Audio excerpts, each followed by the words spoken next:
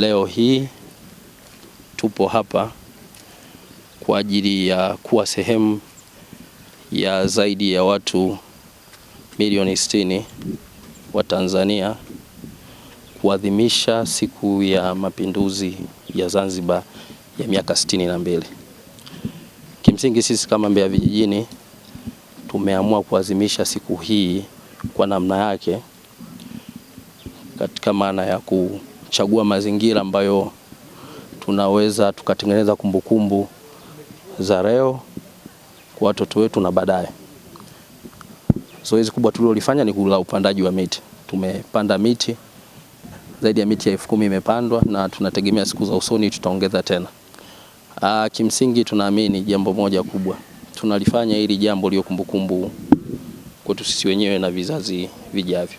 Watoto wetu wanahitaji wajue historia, na namna pekee ya kujua historia ni kufanya shughuli kama hizi. Tukipanda hii miti baadaye inavyokuwa na wao kuwashirikisha, na ndicho tulichokifanya leo, lakini inavyozidi kukua nao wanakumbuka na kuenzi kwamba tulifanya shughuli ya upandaji wa miti ikiwa ni kielelezo cha kuadhimisha siku ya mapinduzi ya Zanzibar.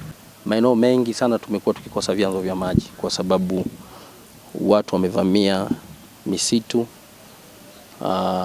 wameanza kujishughulisha pale na shughuli hizi za kibinadamu, kilimo, ufugaji, na hatimaye wanaharibu ile ardhi, wanaharibu uoto wa asili. Tunaanza kupata changamoto za maji, lakini pia tuna mazingira ule uoto wa asili unatoweka.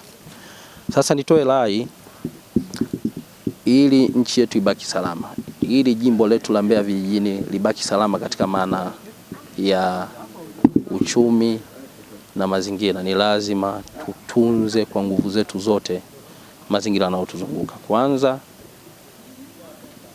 tujishughulishe na upandaji wa miti. Pili, tuzuie kwa nguvu zetu zote ukataji wa miti kiholela. Jambo hilo naendelea nalo, na kila ziara ninapopita najaribu kuwakumbusha wananchi waishi katika misingi hiyo. Na nyinyi waandishi wa habari mnalo jukumu hilo.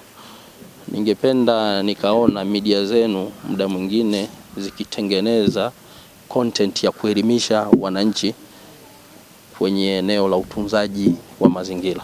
Nyinyi mnaweza kuwafikia watu wengi zaidi kuliko mtu mmoja mmoja.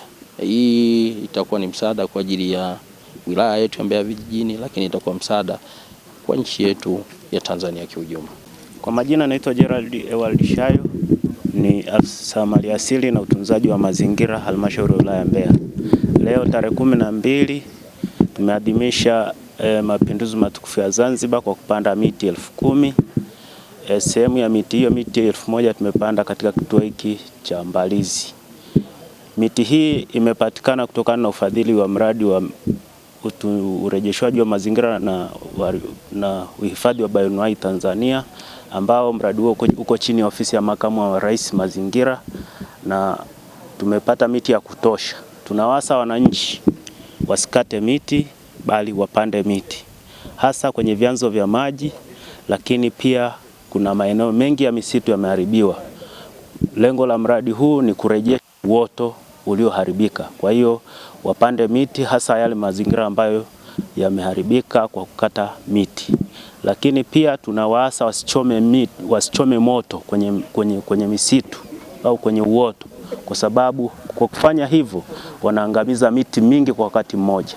Badala yake basi wailinde, lakini zaidi wapande miti kwa wingi.